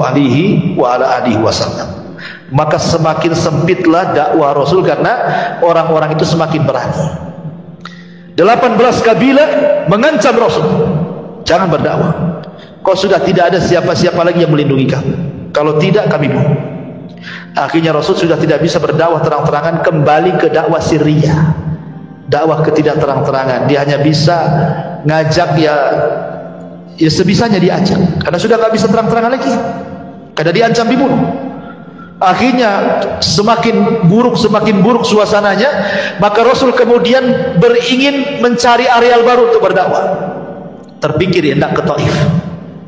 Kemudian sampai di Taif sama juga rupanya. Orang Taif ini nggak menerima dakwah Rasul, baru beberapa hari saja sudah diusir. Lebih ganas lagi, dilempari sama batu, perempuan yang mencaci maki, anak-anaknya naruh duri di jalan, macam-macam, sampai akhirnya Rasul kemudian harus tinggal di kebun kurma milik Utbah dan Syaibah. Disitulah kemudian ketika Rasul salat fajar, datang pula 7 jin dari Yaman masuk Islam. Ketika orang-orang Taif tidak masuk Islam, jin pula yang masuk Islam. Ya, Allah kasih. Ya, ketika alam nyata tidak masuk Islam, alam gaib masuk Islam. Ya, jin-jin masuk Islam. Turunlah surah Jin, qul uhiya ilayya annahu istama'a nafarun minal jinni faqalu inna sami'na qur'anan ajaba. Baik, intinya kemudian Rasul bisa berhasil masuk ke Mekah. Lah ketika berhasil lagi masuk ke Mekah karena ada perlindungan dari Adi bin Mut'im, akhirnya kemudian Nabi SAW sudah tidak bisa sama sekali berdakwah, sesak dada Nabi. Dari situlah kemudian Rasul ingin menghibur Rasul. Terjadilah peristiwa yang disebut dengan Isra dan Mi'raj, ingin dihibur. Namun sebelum terjadi Isra Mi'raj, ketika Rasul berada di Hatim, di rumah Ummu Aiman, Jibril datang, kemudian membelah dada Nabi kedua kalinya, membersihkan kembali hatinya supaya makin lebar lagi. Alam nashrah laka sadrah, ya, supaya dada Nabi lebih menerima lagi kondisi. Dibersihkan dadanya dari sifat hasad, dengki, dendam, marah, semua dibersihkan, tidak ada lagi. Setelah itu kemudian diperjalankan dari Masjidil Haram ke Masjidil Aqsa yang disebut dengan Isra. Kemudian diperjalankan dari Masjidil Aqsa ke Sidratil Muntaha yang disebut dengan Mi'raj. Disitulah Rasul dapat pelajaran besar untuk menghadapi dakwah ke depan. Di langit pertama dia berjumpa dengan Nabi Adam.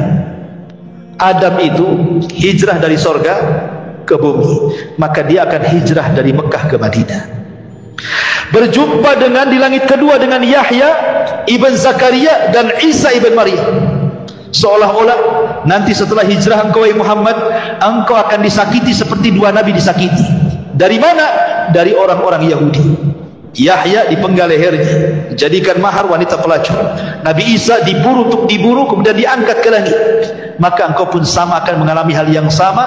Orang-orang Yahudi akan berusaha menyakitimu, bahkan sampai membunuhmu. Dan betul, upaya pembunuhan sudah ada, ya, seperti perang Bani Nadir. Kenapa Rasul memerangi Bani Nadir? Karena Rasul mau ditimpakan batu dari atas rumah. Kemudian Zainab bintu Harith, seorang wanita, setelah perang Khaybar diracun, meracun Nabi. Dan upaya pembunuhan banyak, ya. Jadi Rasul sudah ada gambaran kenapa diperjumpakan dengan Yahya dan Isa, ya, bahwa musuhnya akan lebih berat lagi, bukan hanya orang kafir Quraisy saja, nanti ada lagi orang Yahudi katanya. Kemudian naik ke langit ketiga, berjumpa dengan Nabi Yusuf. Langit ketiga berjumpa dengan Nabi Yusuf, seolah-olah mengatakan bahwa sebagaimana Yusuf juga dia disakiti oleh saudara-saudaranya, dicemplungkan ke sumur, kan itu ya, dihasadi, engkau pun sama, keluargamu wajar. Abu Lahab menyakiti kamu, keluargamu akan musuhi kamu, itu wajar, karena Nabi juga seperti itu sebelumnya. Kemudian naik ke langit keempat, berjumpa dengan Idris, di mana Allah katakan wa rafa'nahu makanan 'aliyya. Idris diangkat ke tempat tinggi, maka engkau pun akan diangkat jauh lebih tinggi dibandingkan Idris. Bukan hanya sampai ke langit keempat, ke Sidratul Muntaha, secara hissi dan maknawi engkau akan menjadi orang mulia di tengah-tengah manusia, diangkat derajat. wa rafa'na laka dzikra, kami angkat penyebutanmu, kata Allah. Naik lagi ke langit keberapa? Kelima. Berjumpa dengan Nabi Harun. Harun lembut, disukai Bani Israel. Maka Rasul pun harus melembutkan kembali dakwahnya seperti lembutnya Harun kepada Bani Israel. Wa in kunta faddan ghalidhal qalbi lan faddu min hawli. Kalau engkau keras wahai Muhammad, lari semua orang, gak akan menerima dakwah. Dapat pelajaran dakwah lagi. Naik lagi ke langit ke-6, berjumpa dengan Nabi Musa. Nabi Musa itu orang yang paling sabar dengan Bani Israel. Maka Rasul pun harus sabar menghadapi umatnya. Ya, dapat lagi kesabaran. Ya. Naik lagi ke Ibrahim alaihi salatu wassalam, ke langit ke-7. Kata Rasul, tidak ada nabi yang mirip wajahku kecuali Ibrahim. Sebagaimana Ibrahim membangun Ka'bah di bumi, maka dia bersandar di Ka'bah malaikat Baitul Ma'mur sambil dikelilingi anak-anak kecil. Al-jaza min jinsil amal. Dan Nabi SAW pun akan meneruskan perjuangan Ibrahim dengan memakmurkan Ka'bah dan membebaskan kota Mekah. Jadi Isra Mi'raj ini pelajaran besar. Yang tadinya Rasul sesak dadanya gitu ya, turun daripada Isra Mi'raj semangat lagi dia. Tidak ada, nengok para nabi aja lebih daripada saya. Makanya Allah mengatakan fasbir kama sabar ulul azmi minar rusul. Sabar kau Muhammad sebagaimana sabarnya ulul azmi dari kalangan Rasul sebelum. Jadi dapat vitamin baru nih Isra Mi'raj ini. Maka semangat Rasul. Lah kebetulan 1 tahun sebelum hijrah atau mungkin 2 tahun sebelum hijrah, datanglah orang-orang Madinah dari kabilah Khazraj yang haji ke Mekah. Ketika Rasul sudah tidak bisa mendakwai penduduk Mekah, rupanya berjumpa dengan orang-orang Ansar. 12 orang dari kalangan orang-orang Khazraj, semua masuk Islam. Kemudian mereka berjanji akan datang tahun depan. Maka terjadilah pembaiatan yang kedua yang disebut Bai'ah Aqabah yang pertama, yang hanya 12 orang. Kemudian terjadi pembaiatan yang kedua, orang-orang Madinah datang ke Mekah yang berjumlah 73 orang. Dan ketika itu Rasul mengutus Mus'ab bin Umair, utus kau ke Madinah berdakwah di sana. Akhirnya Mus'ab berhasil mengislamkan para pembesar di Madinah, tersebarlah Islam di mana-mana. Lah ketika sahabat mereka hijrah ke Habasyah 2 kali, ya kan? Maka Rasul mengatakan Allah sudah mengizinkan aku untuk hijrah dan Allah sudah menentukan tempat untuk hijrah. Maka semua yang ada di Mekah hijrah ke Madinah, semua yang ada di Habasyah pulang gabung ke Madinah. Nah, terjadilah hijrah pertama Rasul. Yang sebelumnya sahabat sudah hijrah ke Habasyah, tapi ini pertama Rasul hijrah dari Mekah. Bayangkan Nabi SAW ketika hijrah itu usianya berapa tahun? Diangkat jadi Nabi saja 40 tahun. Kemudian Rasul tinggal di Mekah ketika diangkat jadi Nabi dan Rasul 13 tahun. Berarti Rasul itu ketika hijrah usianya 53 tahun. Sudah tua 53 tahun. Tidak pernah meninggalkan kota kelahirannya, tiba-tiba diusir. Coba anda bayangkan, kita diusir dari Indonesia, dari NKRI, disuruh kemana? Kayak orang-orang atau apa itu Myanmar deh. Kan kita lihat tuh orang-orang saudara-saudara kita Muslim dari Myanmar kan yang diusir itu sampai tenggelam-gelam di kapal tuh kan, ya, apa Muslim Uighur tuh kan. Coba bayangkan gimana rasanya diusir dari negerinya kan itu ya. Makanya Nabi SAW kemudian sebelum hijrah dia naik ke atas gua, ke Gua Hira, ya, kemudian dipandangnya Mekah. Dia mengatakan, wahai Mekah, engkau tempat yang terbaik dan suci. Kalau bukan karena kaumku mengusirku, aku tidak akan tinggalkan kamu, katanya. Nah, itulah wasiat Rasul. Rasul berangkat ke Madinah. Disinilah era baru. Dan inilah kisah kedua hijrah Rasul, berada di bulan Rabiul Awal, pertengahan kisah kelahiran hijrah. Nah, kemudian Rasul hijrah ke Madinah. Lah di kota Madinah ini karena sudah banyak pendukungnya, maka Nabi SAW pertama kali datang ke kota Madinah, apa yang dilakukannya? Membangun Masjid Quba. Pondasinya dulu, kemudian setelah beberapa hari berangkat ke Madinah. Di perjalanan dia singgah, karena kebetulan hari Jumat, akhirnya Rasul melaksanakan Jumat pertama kali di tengah Quba dan Madinah. Sampai di kota Madinah, dia bangun masjidnya. Ini disebut dengan Masjid Nabawi. Dan itulah masjid terbaik setelah Haram. Kemudian setelah Nabawi adalah Aqsa. Kata Rasul, la tushaddu rihal illa ila thalathati masjid. Tidak boleh safar niat ibadah kecuali ketiga masjid, Masjidil Haram, Masjid Nabawi, dan Masjidil Aqsa. Apa yang dilakukan Rasulullah SAW? Kenapa membangun masjid? Nabi SAW ingin supaya manusia itu lebih dekat dengan Allah, karena hanya di masjid inilah orang lebih dekat dengan Allah. Makanya Nabi SAW kemudian membuat aktivitas semua di masjid, ya, ngajar ya di masjid, dakwah di masjid, latihan jihad di masjid, putuskan kepada kabilah-kabilah di masjid. Tidak ada kecuali di masjid tempat lain untuk membimbing umat kecuali masjid. Itu masjid di zaman Rasul itu semua di masjid. Coba yang sampai latihan perang di masjid. Coba di sini latihan perang, besoknya antum jadi teroris. Latihan manah dalam masjid gitu ya. Latihan kuda, nggak mungkin lah kudanya dimasukkan ke sini. Mungkin orang dia, tapi dulu seperti itu. Tapi sekarang subhanallah, alhamdulillah masjid ini masih ada kajian. Tapi ada masjid-masjid yang lain itu yang hanya untuk sholat 5 waktu saja kan. Ketika habis sholat 5 waktu pun dikunci. Jadi orang yang mau sholat itu disuruh di teras. Ya. Nanti malam-malam ditulis dilarang tidur. Wah, makin tak boleh lagi, makin sepi lah masjid. Makin sepi karena hanya untuk 5 waktu sholat saja. Tidur aja tak boleh di situ kan gitu. Jadi sepi. Kenapa ya? Mungkin alasannya takutlah kalau seandainya masjid dibuka lebar-lebar gak ada kuncinya, nanti jangan lagi kotak infak hilang, kotak-kotaknya hilang, jam mungkin ini ampli semua hilang semua kan itu ya. Karena sekarang ini tidak ada tempat yang lebih aman. Dulu tempat aman itu rumah dan masjid. Rumah pun tak aman, masjid pun tak aman. Sekarang nggak ada tempat yang paling aman. Kemana coba? Baik, masyaallah muslimin yang dimuliakan Allah Azza wa Jalla. Maka Rasul mulai mempersatukan hati-hati orang Ansar dan Muhajirin. Karena namanya beda daerah. Ansar ini keturunan Yaman. Orang-orang Muhajirin ini memang asli orang Mekah, keras-keras orangnya. Ya kan? Orang Yaman kan lembut-lembut orangnya. Nabi SAW kemudian ingin menyatukan, mempersaudarakan. Dikenallah sejarah bagaimana Rasulullah SAW mempersaudarakan sekitar 70 orang lebih gitu ya pertama kali. Kita kenal ada persaudaraan antara Salman Al-Farisi dengan Abu Darda. Salman Al-Farisi dengan Abu Darda dipersaudarakan sama Nabi. Ingat, persaudaraan itu saling mewarisi. Jadi kalau meninggal salah satunya hartanya diwariskan.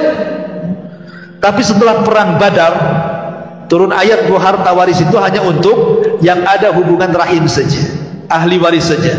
Maka kemudian dimansuh, tidak ada lagi saling mewarisi kecuali memang keluarga. Yang ada saling menolong, saling membantu dan begitu seterusnya. Ya. Jadi suatu ketika Salman Al-Farisi ini melihat istrinya Abu Darda nggak pernah dandan, karena waktu itu belum ada ayat hijab, jadi rambut masih nampak gitu kan, kucel, nggak pernah mandi, pakaiannya biasa, pokoknya nggak ada dandan, jelek lah. Ya. Jadi Salman Al-Farisi mengatakan, ya Umma Darda, dandanlah sedikit. Ya, masa kayak gini kau punya suami katanya. Kata Ummu Darda, ya Salman, anna Abu Darda laisa lihaja. Hei Salman, Abu Darda itu tidak ada hajat lagi sama saya. Kalau siang puasa, malam sholat malam, tidak ada waktu untuk saya. Jadi biarlah saya seperti ini. Saya ini seolah-olah tidak punya suami aja. Ya. Jadi orang dulu suami tidak perhatikan istri itu karena rajin ibadah. Kalau sekarang lain. Karena ada orang ketiga, keempat, kelima, keenam dan begitu seterusnya kan itu ya. Jadi akhirnya kemudian Salman mengatakan kepada Ummu Darda, udah gini aja, bilang saudaranya besok datang. Akhirnya kemudian Abu Darda mendengar saudaranya akan datang ke rumahnya. Wah, disediakan kamar yang bagus, makanan yang lezat. Ya, karena menyambut saudaranya, datanglah Salman malam-malam. Ketika itu Salman sudah disediakan kamar, nggak mau tidur dia, nggak mau tidur. Abu Darda sholat. Ya. Kata Abu Darda, kenapa kau tak tidur wahai Salman saudaraku? Kata Salman, enggak. Saya akan tidur kalau kau tidur di sampingku katanya. Akhirnya Abu Darda terpaksa tidur, tidak sholat malam dia. Setelah sepertiga malam baru bangun. Ayo kita sholat katanya. Besoknya dihidangkan makanan. Abu Darda pergi, Salman suruh makan. Abu Darda datang, kok nggak habis makanannya, nggak dimakan? Tidak. Saya ingin makan berdua. Batalkan puasaku katanya. Akhirnya dibatalkan. Ya. Selama 3 hari begitu. Jadi Abu Darda sudah tidak sholat malam lagi kecuali sepertiga malam dan tidak puasa sunnah lagi. Sebelum pulang Salman menasihati, ya Abu Darda, ingat ya, aku pernah mendengar Rasul bersabda, engkau ini hidup, kasih 3 hak. 1 hak untuk keluargamu, 1 hak untuk dirimu, 1 hak untuk Rabbmu. Jangan kau habiskan untuk Rabbmu saja. Kau ada keluarga, jiwamu pun punya hak, kalau istirahat nanti sakit, katanya kan. Akhirnya sampailah kabar ini kepada Rasul. Apa kata Rasul? Shadaqa Salman, benar kata Salman itu. Begitulah ukhuwah mereka. Sampai kepada Abdurrahman bin Auf dengan Sa'd bin Rabi. Kata Sa'd bin Rabi, Abdurrahman bin Auf, aku punya 2 rumah. Kau tengok rumah itu, mana yang kau cocok, ambil salah satunya. Sa'd Ibn Rabi tidak mengatakan, ini rumah yang saya tempati, saya punya rumah kos-kosan sana, aku ambil yang kos-kosan itu. Tidak gitu bahasanya. Ini 2 rumah, kau tengok mana yang cocok, ambil. Itu lain bahasanya kan. Aku punya 2 kebun, dua-duanya sudah mau buah kurmanya. Kau datanglah ke kebun dua-duanya, tengok mana yang kau cocok, ambil tuh 2 kebun tuh.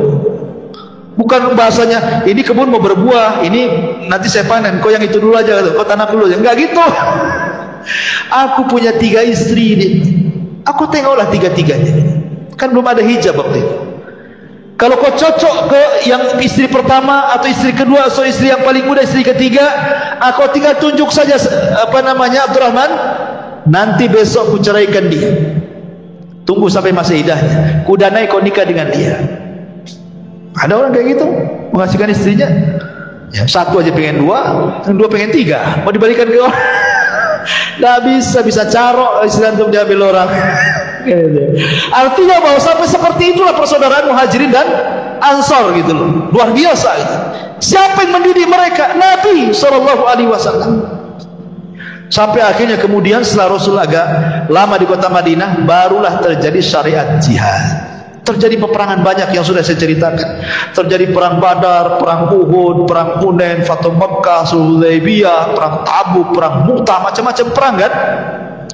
Sampai akhirnya kemudian Nabi SAW berakhir di perang mana? Terakhir kita bahas perang Tabuk. Itulah perang yang terakhir Rasul, karena yang dilawan bukan musyrik Arab, yang dilawan bukan orang-orang Yahudi Madinah. Kenapa? Karena orang musyrik semua sudah masuk Islam, ya kan? Orang-orang Yahudi semua sudah terusir, Mekah Madinah sudah dikuasai. Perang Tabuk ini perang melawan Nasrani Romawi, dan Allah menangkan.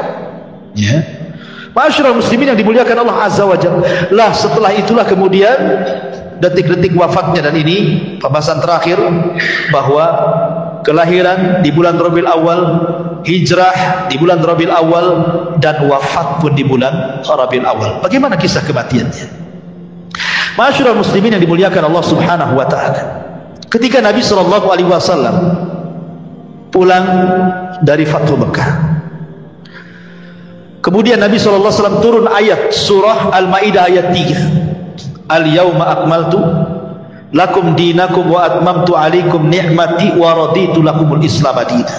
Aku sempurnakan kepada kalian agama kalian, aku sempurnakan nikmatku untuk kalian dan Islam sebagai agama kalian. Maknanya dengan turun Al-Ma'idah ayat 3, selesai tugas Nabi. Apa? Selesai. Rasul sudah menyampaikan risalah semuanya, agama sudah sempurna, apalagi yang mau ditambah. Makanya kemudian Nabi SAW beberapa hari sebelum wafatnya, Nabi mengajak para sahabat untuk berziarah ke kuburan Uhud, ke kuburan syuhada Uhud. Rasul ingin katakan kepada para sahabat, kalaulah bukan karena Allah kemudian mereka, kalian tidak akan seperti ini sekarang. Rasul tidak pernah melupakan jasa orang, apalagi sudah meninggal dan sangat berjasa. Ya, Rasul mengajak para sahabat ke kuburan Uhud. Kalau bukan karena Allah kemudian mereka, nggak mungkin Mekah jadi negara Islam, Madinah jadi negara Islam, semua orang masuk Islam. Maka Nabi SAW mengucapkan salam kepada mereka, Assalamualaikum ya ahla Uhud, ya, nas'alullah wa lakumul afiyah wa inna insyaallah bikumul lahiqun. Keselamatan bagi kalian wahai syuhada Uhud, katanya. Sesungguhnya kami hanya meminta kepada Allah agar Allah memaafkan diri kami dan juga kalian, dan ingat kami pun akan menyusul kalian, kata Rasul. Kemudian Rasul pulang. Di tengah jalan Rasul menangis, semua sahabat menangis. Kemudian sahabat bertanya, kenapa Rasul menangis? Kata Nabi SAW, Ishfaqtu ikhwani, aku rindu dengan kawan-kawan wahai sahabat. Sahabat mengatakan, ya Rasul, awalasna ikhwanuka, Rasul, bukankah kami teman-teman? Lalu kami ini siapa? Kata Nabi SAW, antum lastum ikhwani, kalian bukan saudara, bukan teman-temanku. Antum ashabi, engkau sahabatku. Lalu siapa teman-teman wahai Rasul? Maka Rasul mengatakan, ikhwani alladzina ja'u min ba'di wa lam yarawni wa yu'minu bi. Sebuah kaum datang sepeninggalku, mereka tidak pernah melihatku tapi beriman denganku. Aku rindu berjumpa dengan mereka. Akhirnya kemudian Rasul pulang, sampai akhirnya dia pun pada giliran rumah Maimunah. Disitulah mungkin semakin parah sakit Nabi SAW akibat racun yang pernah dimakannya. Sakit parah Rasul. Kemudian Rasul mengatakan kepada Maimunah, wahai Maimunah, kumpulkan istri-istriku yang lainnya, kumpulkan. Kemudian berkumpul istri-istri Nabi SAW, mengatakan, kata Rasul, sudikah kalian kalau seandainya malam-malam terakhirku bersama Aisyah? Kata istri-istrinya, silahkan wahai Rasul, keputusanmu ada di tangan. Akhirnya kemudian Rasul memanggil Abbas dan juga Ali untuk menggendong dia, karena dia tidak bisa taparah ke rumah Aisyah. Kenapa rumah Aisyah? Karena satu-satunya kamar yang Jibril turun hanya di rumah Aisyah. Jibril tidak pernah turun di rumah istri yang lainnya. Itu yang menjadikan kenapa Rasul sayang dengan Aisyah. Jibril saja sayang dan menyampaikan salam kepada Aisyah radhiyallahu anha, dan tidak ada istri Rasul selain Khadijah yang mendapatkan salam dari Jibril kecuali Aisyah dan Khadijah. Tapi Khadijah lebih daripada Aisyah. Bukan hanya Jibril nitip salam, Allah nitip salam kepada Khadijah. Akhirnya Rasul dipapah. Lah ketika dari kamar Maimunah ke rumah Aisyah itu, kan sahabat nampak Rasul lagi dipapah kan itu. Tersebarlah kepada sahabat seantero kota Madinah. Rasul sakit parah, Rasul sakit parah. Khawatir para sahabat. Semua datang dari rumah-rumah mereka, mengutus orang-orang mereka, suruh melihat kondisi Nabi seperti apa. Akhirnya orang pun menunggu di Masjid Nabawi, karena saking banyaknya sampai keluar masjid. Kemudian suara mereka, tangis kesedihan mereka sampai masuk di kamar Aisyah. Kata Rasul, ada apa? Kok banyak gaduh kali di luar itu? Kata Aisyah radhiyallahu anha, dia mengatakan, mereka sahabat-sahabat Rasul, mereka mengkhawatirkan kamu. Akhirnya kata Rasul mengatakan, panggil Abbas dan Ali. Panggil Abbas dan Ali. Kata Rasul, papa aku ingin melihat sahabatmu, katanya. Akhirnya kemudian Nabi SAW masuk ke Masjid Nabawi. Itulah kemudian Rasul dengan tertatih-tatihnya naik ke atas mimbar, dan itulah khutbah terakhir Rasul. Karena setelah itu Rasul tidak pernah lagi khutbah karena meninggal. Rasul berkhutbah di situ. Salah satu khutbah Rasul, dia mengatakan, "Man kuntu akhadtu mala, fahada mali falyakhud." Wahai sahabatku, siapa yang dulu ku ambil hartanya, ini hartaku ambil sekarang. Wa man kuntu darabtu dhahran, siapa yang dulu ku pukul pundaknya, fahada dhahri falyaqtas minhu, silahkan pukul aku sekarang.